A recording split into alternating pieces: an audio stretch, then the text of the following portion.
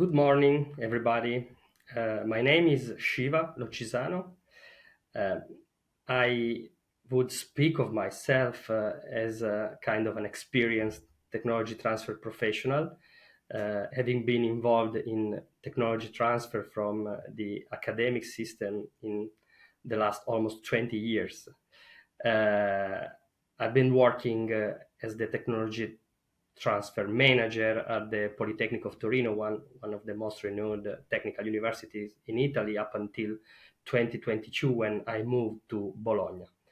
Now I am working in Bologna, and my current main role is the CEO of Almacube. Almacube is a private company, but that was jointly set up by the University of Bologna and Confindustria Emilia Centro, which is the local industrial association here in Emilia-Romagna region, which is our territory in Bologna. And Almacube is an incubator center and an innovation hub. This description already tells something about what we do. We have mainly two line of business, let's say. The first one is the incubation support. So we work giving entrepreneurial support to startups and particularly spin-out companies from the University of Bologna, and not just the University of Bologna, but more and more also the other regional universities in Emilia-Romagna. And we also say we are an innovation hub, which means we work a lot on open innovation, which is our secondary line of business. Open innovation means supporting our industrial partners, both large companies and multinational corporations, and small and medium enterprises in leveraging boundary spanning innovation processes within and without their organizations.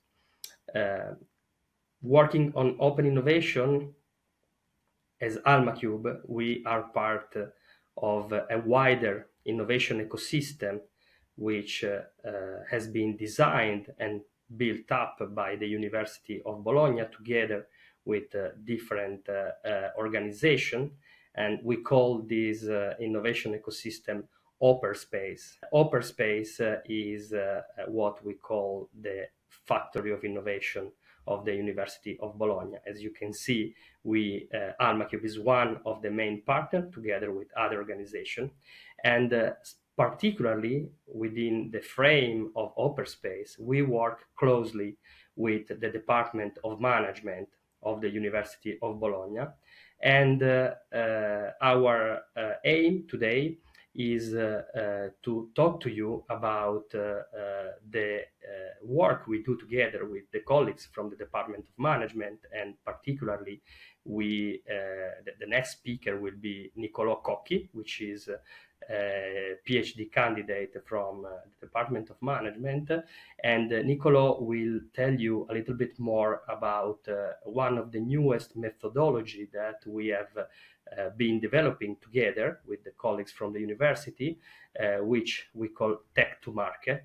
And it's a support in the space of open innovation to apply a structured approach to move technologies from the university labs into the market, basically. So before leaving the mic to my colleague Nicolò, I would like to thank you very much our colleagues from Researchalize.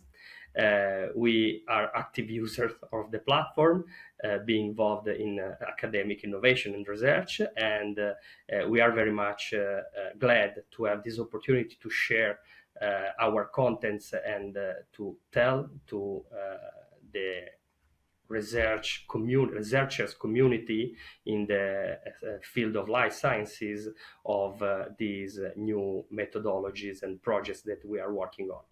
So I would thank you all for listening to this contribution, and leave the ground to Nicolò for his more interesting description. Thanks, Nicolò. Hi everybody, my name is Nicolò Cocchi. I'm a fifth-year PhD student at the Department of Management at the University of Bologna and a research fellow at Open Lab, which is the Observatory for Open Innovation at the University of Bologna. I do research on mainly on how innovation methodologies support the development of new products and services, and that's why I'm here today introducing Tech to Innovation, aka designing technological innovation with design thinking. To start with the definition, Tech to Innovation is an approach to technological innovation based on the design thinking process. So before delving into Tech to Innovation, we have to briefly introduce the concept of design thinking. And so the question to begin is, what is design thinking?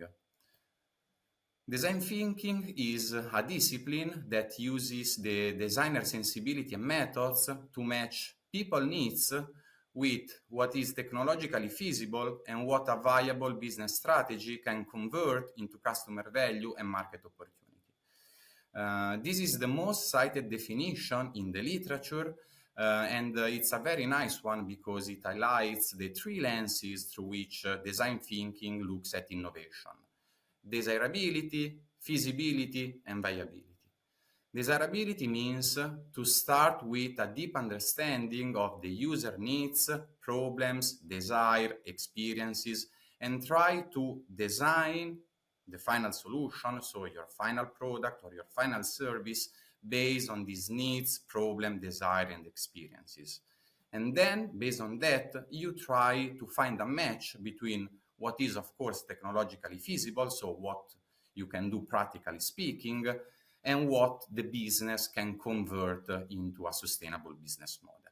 So the intersection of these three different sets represent the desired outcome of a design thinking project, of a design thinking approach. How does design thinking do that? Through a structured process. This is the one depicted by the Stanford Design School, which involves basically 5 main steps, which are empathize, define, ideate, prototype, and test. So the very first step of design thinking is to try to empathize with the people you are designing for. And it means to try to understand their needs, their desire, their problems, and their aspirations, basically. And after that, the second stage revolves around the definition. The definition of what? The definition of the problem that you want to solve. So basically, depending on what you understood from the standpoint of the user, you try to define their problems. And so you decide which is the problem that you want to solve with your final solution. Basically, you reframe the initial innovation challenge, the initial problem, so the project brief, and you say, okay, I think this is the problem that is worth solving. But of course, you don't know whether or not this problem is really worth solving. So the process tells you, okay, you created problem statements that are nothing else but hypotheses related user needs. And then you have to ideate a lot of potential solutions that can solve that particular problem, prototype these kind of ideas, so transform this idea into tangible representation, and then get them in front of user for test. This is in order to assess whether or not the solution you are trying to designing is worth solving, and so to see whether or not the problem you have defined is really worth solving. Now, let me briefly go through each of these stages. And let's start with empathy.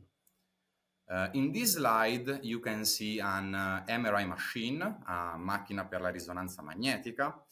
And my question is, what's wrong with this MRI machine? And from a technological perspective, absolutely nothing. It works perfectly. So what? Well, the designer who created this machine was extremely proud of his work, and so decided to visit the hospital to see how this machine was working, basically, and how was the service and everything. And everything went well until he saw a little kid crying massively because she was terrified of the exam. And so basically redesigned the machine. And this is the final result. What changed from a technological perspective? Absolutely nothing. However, the overall experience changed dramatically, of course, and enhanced the overall quality of the service, as well as the operational outcomes of the organization. So this is a very nice example of what empathy means. Of course, looking back when you see the final solution is very easy, but it's not that easy to empathize well while you are working on a particular project. So what do you have to do? Basically, after the empathize phase, you have to define. And in this slide, you can see a person who is trying to pick up exactly that particular pack of diapers. What is the need here? Why does she need exactly that pack of diapers? When asking this question in classrooms, the most common answer I will say is a ladder. The need of this person is a ladder because she wants to get and to pick that particular pack. However, the key point here is to try not to focus on solutions. So it's not time yet to jump to the solutions. The idea here is to try to think of needs as verbs rather than as nouns. So we don't try to say she needs a ladder because this is a solution, and if you think of a ladder, you will end up designing just different kind of ladders. But you try in this stage to be more open, to leave the solution space more open. So for example, you might say she needs to reach out, or she needs to access. So this is the overall idea. And this is a very nice example also because someone formulated the hypothesis that she needed to save time. So she needs to save time because, and she needs that exact pack because she wants to go to the grocery store less times, basically. And based on this need, on saving time, they prototyped Amazon Mom, which finally become basically Amazon Prime. So another very nice example of how to try to define needs of people and based on them, leave the floor open for many potential solutions, many potential alternative solutions that you can ideate. And indeed, the next step of this process is to ideate.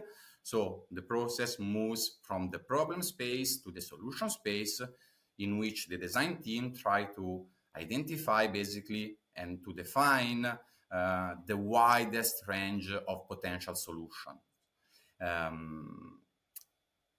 And the idea is that once you have defined a lot of potential solutions, you prototype these kind of solutions, where prototyping design thinking means roughly prototyping, rapid prototyping. So we use very basic materials and we transform an idea into a tangible representation in just 5 minutes. So that's the idea, fail often, fail fast.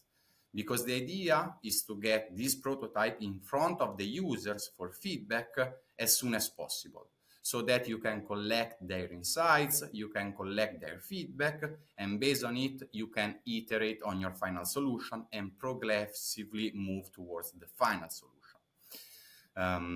Often we call this prototype as pretotype because they are something in between an idea and a real final prototype.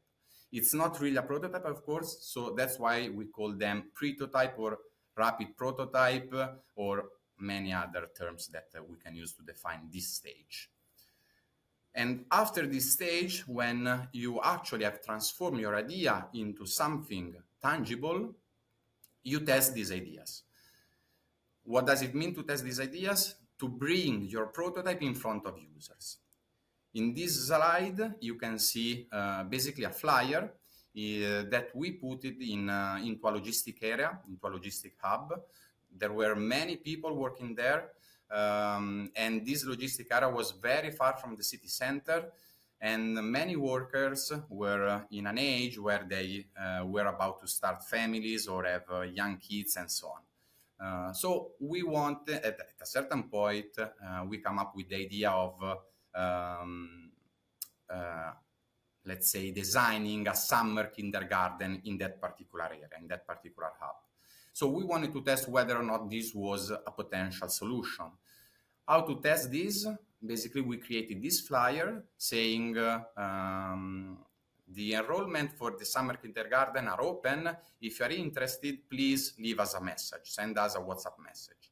And so we were able to collect a lot of different insights, not only related to whether or not they were interested in the summer kindergarten, but also other insights that were related to that particular activity. So this is very nice, and it's really important because you then, based on all the insights that you collect with the prototypes, you move toward the final solution. In this example, you can see the case of Legumotti, which is a project that we conducted in partnership with Barilla and Esselunga, where we can see how we moved from a really rough prototype, this mix of Legumotti, and after collecting insights from the people and from the companies involved, we were able to define a final prototype and then to launch a minimum viable product on the market for a 2-year trial. And after the collection of the feedback from the market, we were able to launch the final product that is now available on a lot of different grocery stores.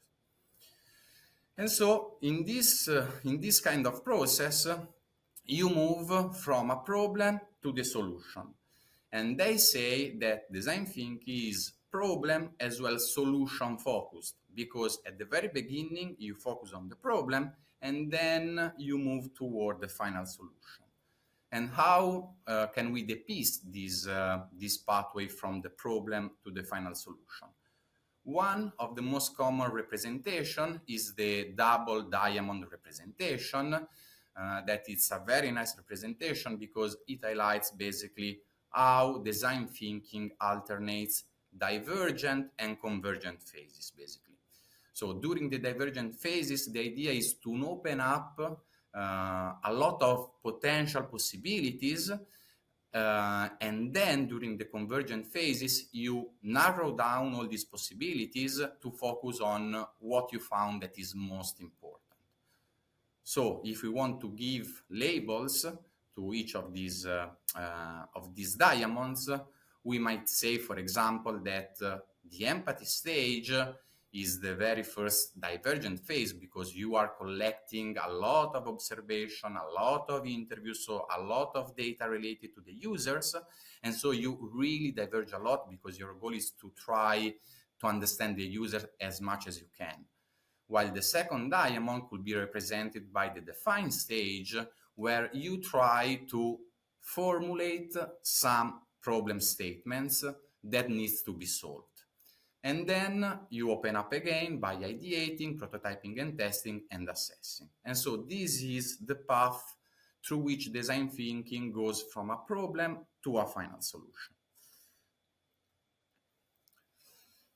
However, just to complicate a little bit, depending on the goal of an innovation challenge, so depending on the goal of a project, design thinking can be enacted differently, meaning that you can use, for example, design thinking as a creative problem-solving methodology to come up with creative and original solution, like in the case of Legumotti that we saw earlier. So we are using design thinking as a creative problem-solving methodology.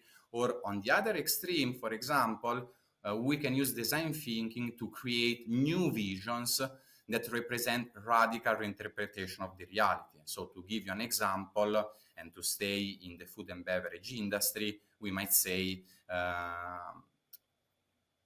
a project of this type could be, for example, rethinking how Italians will have breakfast in 2050. So it's completely different than a creative problem-solving approach. And so all this kind of design thinking, creative problem-solving, sprint execution, creative confidence, and innovation of meaning uses different tools, but the idea behind is always the same. We start from the users to get empathy, and based on the insights we collect from the people, we develop the other stages and define the final solution concept. But what if the innovation challenge is centered around a technology that must be included in the final solution? We asked ourselves this question, and here is where it comes tech to innovation, or design thinking for technology-driven challenges. Based on our research, we identified 3 main constraints that affect technology-driven projects. The first constraint refers to the technology configuration, that is the presence of a technology in the project brief that needs to be embedded in the final solution concept. So basically, this is a constraint because in the project brief, so the goal of the project is to use that particular technology in your final solution. And of course, this is a constraint affecting the process. The second constraint is represented by the technology's context of application, which is the extent to which the field in which the technology should be used has been defined. So in the project brief, we have a goal of using that particular technology. So the final solution must contain the technology, and the technology should be used in that particular field of application. And the third one is the technology values. So the degree to which the values the technology has to enable have been defined in the project brief. Based on these constraints, we identified 3 different archetypes of design thinking: tech to market, tech to organization, and tech to stakeholders value. Today, we will focus just on tech to market, where the only constraints affecting the process is the technology's configuration. So the extent to which, a project brief where we know that the technology should be embedded in the final solution concept. But the context of application and the technology's values are not constraining the process. So what is this tech to market approach? Tech to market is nothing but an adapted design thinking process to find and design new applications for a specific technology, where finding a suitable technology applications means exploring the opportunities of the technology, and designing a suitable technology application means embedding this technology into a new product or a new service to solve a particular problem. How does it work? By using the same process representation of design thinking, so the diable diamond scheme, tech to market basically adds a layer that focuses on the technology itself. So with the first diamond focusing on technology exploration, where you have to explore as much as you can all the possibilities that technology can give you. And then you converge with an opportunity selection phase in which you focus on the most promising possibilities given by the technology. And then the process follows a normal design thinking process. How does it work, these technology exploration and opportunity selection phases? Technology exploration is tricky, but not that much, I will say. So instead of thinking about the technology as they are, about thinking the technology per se, we think of the technology about what they can do.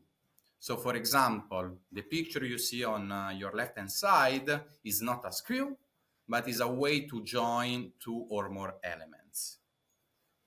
Or again, this is not a microphone, this is a way to amplify the voice. So basically, the idea here is to unpack the technology and to define the technology as a set of functions, a set of what the technology can do. And based on this, you can find interesting fields of application. So instead of connecting directly the technology to the fields of application, you start by identifying and listing all the functions the technology can perform, and based on these functions, you ideate upon the fields of application. Once you have identified many potential different fields of application, you of course have to validate the feasibility of these fields of application, and we do that by interviewing technological experts or relying on existing research and published experiments, or even running small prototype to test the feasibility, for example, under particular conditions.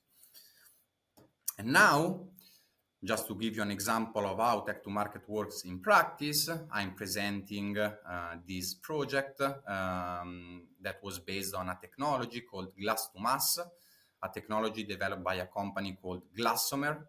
That basically is a technology that can create very, very, very small parts of glass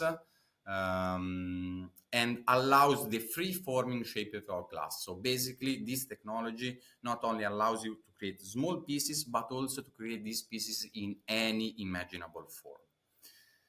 And this technology was part of the Attract project, so received funding from the Attract Phase 2, and was involved in a program that we manage as Open Space that is called Attract CBI, Challenge-Based Innovation, a program run in collaboration with CERN, where the challenge was exactly to find and design new application based on this glass-to-mass technology.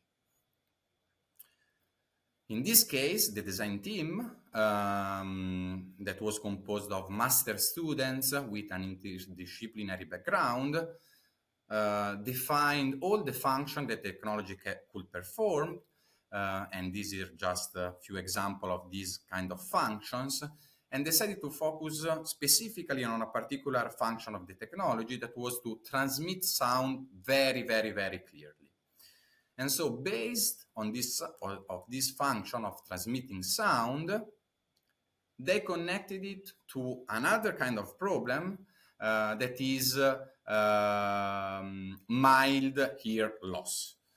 And they found out that many people suffer from this condition, and so they decided to connect this function of the technology of transmitting sound to this kind of problem, and created the small components of earphones, of a new kind of earphones called earbuds, that could have allowed this kind of people to better live with the surrounding world. And just to give you a practical example of the final solution, here I will show you a video.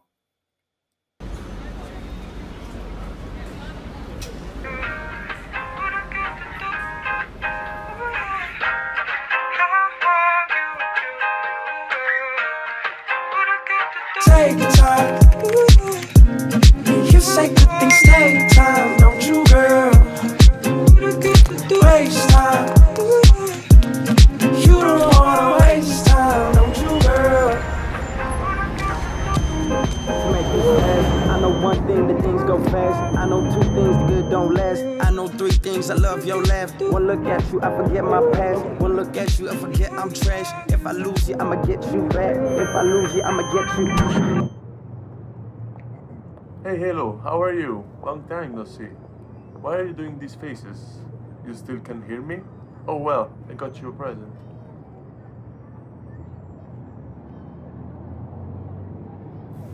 Feel better now? Take your time. You say good things take time, don't you, girl? Waste time. You don't wanna waste time, don't you, girl?